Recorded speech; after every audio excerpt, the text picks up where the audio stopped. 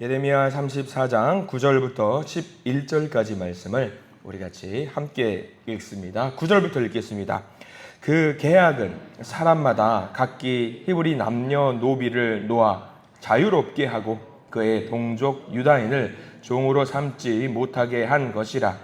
이 계약에 가담한 고관들과 모든 백성이 각기 노비를 자유롭게 하고 다시는 종을 삼지 말라 함을 듣고 순복하여 놓았더니 후에 그들의 뜻이 변하여 자유를 주었던 노비를 끌어다가 복종시켜 다시 노비로 삼았더라. 아멘. 이 말씀 가운데 하나님의 은혜가 넘치기를 기도합니다. 우리 기도하는 마음으로 먼저 고백합니다. 하나님과 동행하겠습니다. 아멘. 우리 옆사람 축복하면서 하나님과 동행하십시오. 아멘. 하나님과 동행하는 복된 날 되시기를 축원합니다. 우리가 지난 시간에는 예레미야 33장 말씀을 보았습니다. 333 기도 기억하실 겁니다. 너는 내게 부르짖으라 내가 알지 못하고 크고 은밀한 일을 내게 보이리라. 이 말씀. 하나님께서 우리에게 응답을 주실 때에는요, 우리가 생각하는 것 이상으로 하나님께서 우리에게 반드시 응답을 주신다라고 약속을 해주셨던 이 말씀, 그래서 이 말씀 주셨다라고 해서 이스라엘 백성들이 모든 것이 다 해결이 되었느냐, 부르짖으면 된다라고 하나님이 말씀하셨는데 과연 모든 것이 다 해결이 되었느냐? 아닙니다. 오늘 34장 말씀에는요, 이스라엘, 북이스라엘, 남유다가 망하는 시점의 이야기가 구체적으로 좀 나오거든요. 예루살렘, 하나님의 성전이 있었던 그 예루살렘조차도 무너지는 내용이 나와 있어요. 특별히 그들이 이제 포로로 잡혀갈 것이다 라는 내용이 나와 있습니다. 이 잡혀가는 이유, 왜 잡혀갈까? 사실 잡혀갈 필요가 없는 상황임에도 불구하고 잡혀가는 것에 대한 이유를 설명해 주고 있거든요. 1절부터 보시면은 특이한 점이 좀 나와요. 1절에 어떤 것이 좀 특이한가? 34장 1절 말씀 같이 한번 읽어보겠습니다. 1절입니다. 바벨론의 느부갓네살 왕과 그의 모든 군대와 그의 통치하에 있는 땅의 모든 나라와 모든 백성이 예루살렘과 그 모든 성읍을 칠 때에 말씀이 여호와께로부터 예레미야에게 임하여 이르시되, 공격을 당하고 있습니다. 현재. 근데 사실 이 말씀을 보면은요, 예루살렘이라는 도시 하나 친다고 이렇게나 많은 병력이 올 이유가 전혀 없거든요. 뭐 사단급이나 여단급 뭐 몇천 명 정도만 와도 도시 하나를 함락하는 것에 있어서는 문제가 없어요. 충분합니다.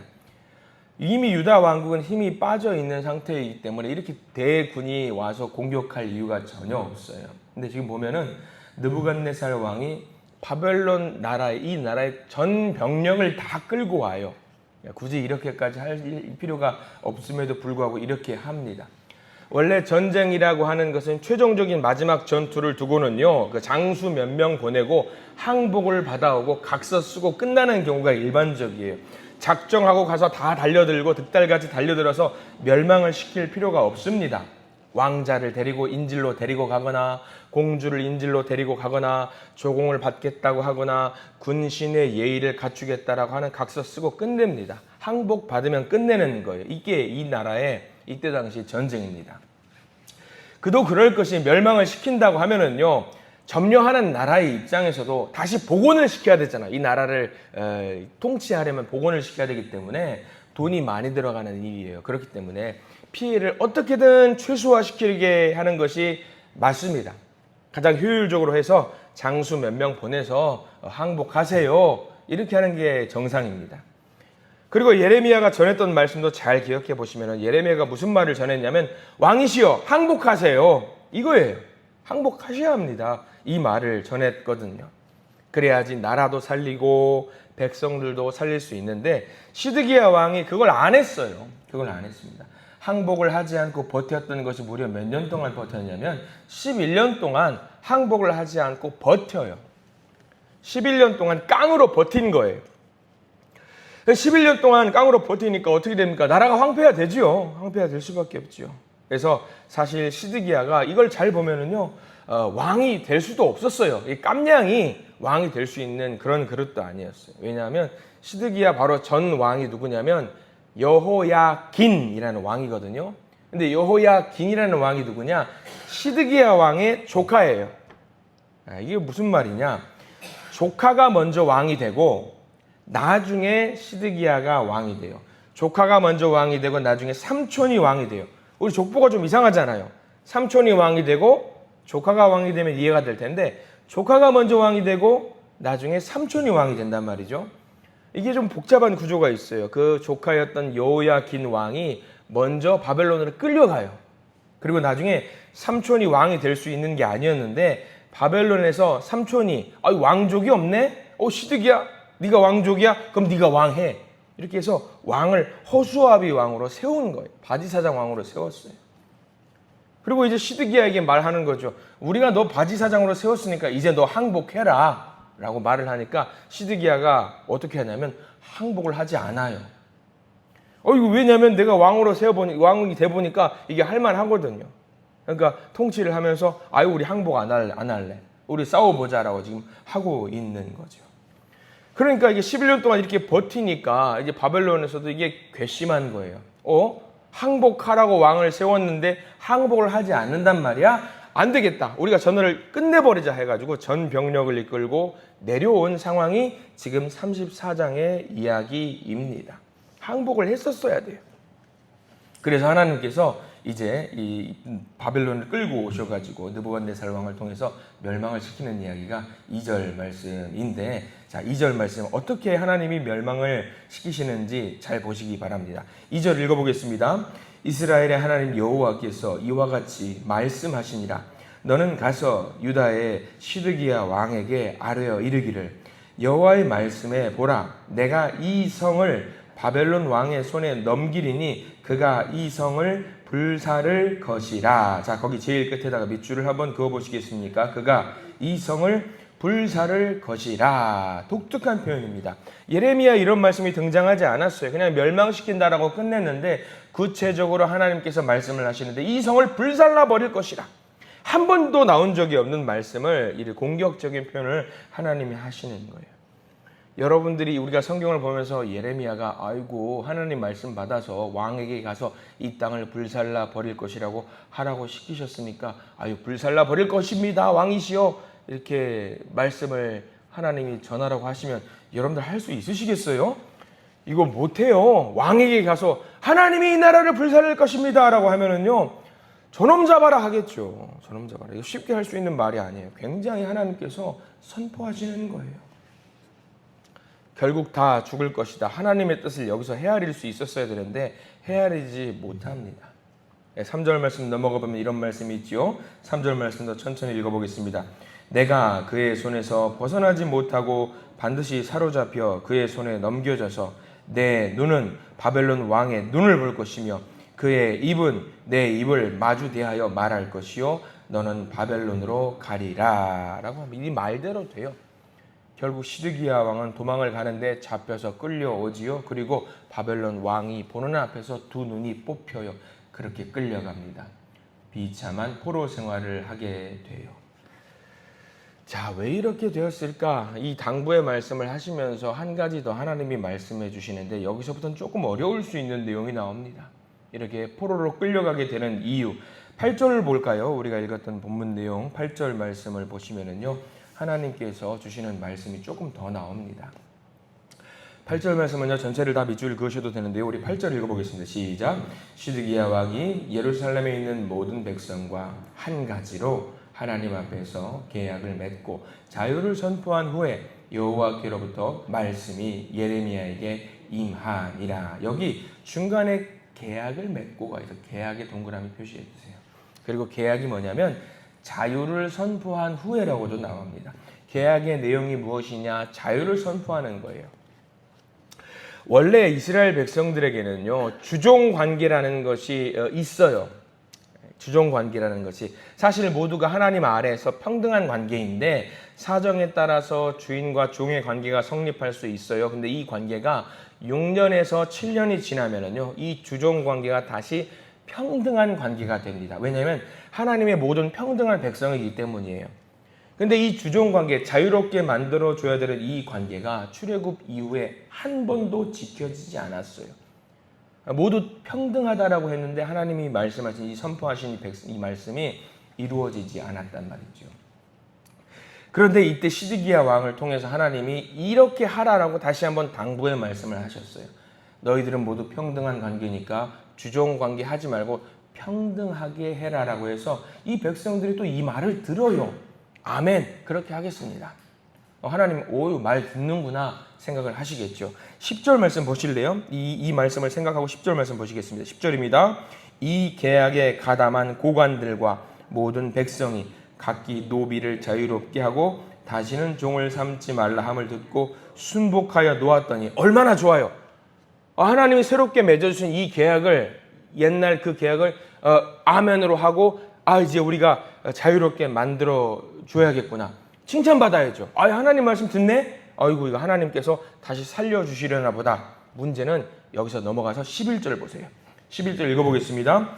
후에 그들의 뜻이 변하여 자유를 주었던 노비를 끌어다가 복종시켜 다시 노비로 삼았더라. 어떻게 해요? 그 말을 안 들어요. 아멘 해놓고 그 말을 따르지 않고 다시금 주종관계를 만들고 노비를 삼는 거예요. 그러니까 이게 다 연결되는 거죠. 아까 말씀드렸던 것처럼 전쟁이라고 하는 것이 항복받고 그냥 끝낼 수 있는 거예요. 조공 바치거나 아니면 왕자나 공주를 데리고 가게 만들면 끝인데, 전체적으로 바벨론에게 모든 사람들이 끌려가는 이유, 내가 분명히 너희들에게 평등하니까 자유롭게 하라고 했지, 새로운 이 약속을 맺어줬지, 근데 너희들이 계약을 어겼네? 너희들 잘못했지? 자, 그럼 너희들 똑같이 한번 당해봐라. 하나님이 지금 그렇게 선포하시는 거예요. 하나님이 분명히 옳지 않다라고 말씀을 주셨고 그들이 아멘으로 화답을 했으면 계약서를 태우고 찢어버리고 모두가 하나님 앞에서 평등하게 해야 되는데, 그걸 그대로 계약서 갖고 있으면서 아이고 아니야, 우리가 아멘으로 했지만 나는 그렇게 하지 말아야지, 저 종을 어떻게 해서 만든 종인데 평생 부려먹어야지, 그렇게 된 거예요. 이스라엘 백성들이 어떤 사람들이에요? 하나님께서 자유를 주셨잖아요. 평생 노예로 살 수밖에 없는 이스라엘 백성들 출애굽을 시키셨고요, 값을 치르고 자유롭게 하셨습니다. 근데도 불구하고 자유하게 된 백성들이 서로를 올가매고 있어요. 서로를 노비로 만들고 괴롭게 하고 구속합니다. 하지 말아야 될 일들을 계속해서 하고 있어요. 아멘으로 했으면 아멘대로 하면 되는데 아멘대로 하지 않았습니다. 하나님이 괘씸하신 거예요. 너희들 한번 아멘 했는데 따르지 않았으니까 너희들 바벨론의 포로 한번 되어봐라 라고 하나님이 괘씸죄를 그들에게 부과하신 거예요. 하나님의 뜻을 읽지 못했던 시드기야 왕, 하나님의 뜻을 읽지 못했던 이 유다 백성들, 이스라엘 사람들, 하나님의 말씀대로 경고하셨을 때에 따르면 됐습니다. 기회를 주셨을 때 따르면 되는데 그 기회를 따르지 않았던 이스라엘 백성들의 모습을 보게 됩니다. 어제 문득 재밌는 생각이 좀 나더라고요. 이러한 34장 말씀을 쭉 묵상하면서 그런 TV 프로그램 하나가 생각이 났어요. 우리나라가 아니라 미국의 어떤 TV 프로그램이었는데 뭐였냐면, 꼬맹이 아들이 있는데 아빠 엄마 말을 안 들어요. 아빠 엄마가 너무 그것 때문에 괴로워요. 어떻게 하면 이 아들을 말을 잘 듣게, 이 꼬맹이를 말 잘 듣게, 개구쟁이가 아니라 말 잘 듣는 아들로 키울 수 있을까? 근데 보니까 삼촌이 경찰이에요. 그래서 삼촌이 경찰인데 작전을 짜고 이 꼬맹이 아들이 말을 잘 들을 수 있도록 삼촌과 경찰서에서 작전을 짠 거예요. 그래서 엄마가 아빠가 말을 합니다. 너 자꾸 이렇게 말 안 들으면 경찰 아저씨가 와서 너를 데리고 갈 거야 라고 이야기를 선전포고를 해요. 근데 아이가 말을 안 들어요. 말을 안 들어요. 근데 누군가 밖에서 노크를 쿵쿵쿵쿵 하는 거예요. 경찰입니다 라고 하는 게 들어오는 거죠. 경찰이 딱 들어와요. 아이가 놀래요. 엄마 아빠가 경찰 이야기를 했는데 진짜 경찰이 들어오는 거예요. 아이가 눈이 땡그레져가지고 겁에 질려가지고 가만히 있는 거예요. 경찰이 아이에게 말을 하는 거예요. 이 어린이가 말을 듣지 않는 그 어린이 아니니까 연행하겠습니다 하고 아이에게 진짜 수갑을 채워버려요. 애가 그때는 막 울기 시작하는 거예요. 엄마 아빠 하면서 막 우는 거예요. 엄마 아빠는 막 우는 신용을 하면서 빠이빠이 잘 가 이렇게 하는 거죠. 그 아이를 정말 경찰서에 데리고 가는 거예요. 그 아이가 기겁을 해가지고 엄마 말 잘 들을게요, 아빠 말 잘 들을게요 그러는 거죠. 난리가 난 거예요. 어떻게 될까? 이제 수갑을 풀어주고 이제 엄마 말 잘 들어야 된다라고 하면 집으로 돌려보내는 거죠. 그 아이가 쫄아가지고 그때부터는 엄마 아빠 말을 그렇게 잘 들어요. 그 생각이 문득 나는 거예요. 이 말씀 딱 보는데 적당한 선에서 넘어갈 수 있었어요. 이스라엘 백성 마찬가지로 수갑 채우기 전에 할 수 있었어요. 근데 하나님이 어떻게 하시는 거예요? 말을 안 들으니까 너희들 정말 안 듣는구나. 내가 바벨론을 시켜가지고 너희들 데려가게 만들 테니까 한번 당해봐라. 이거죠. 너희가 하고 있는 이 잘못, 너희가 하고 있는 이 행태를 보면은요, 그냥 둬서는 안 되겠다. 이 34장의 말씀이 바로 그 말씀이에요.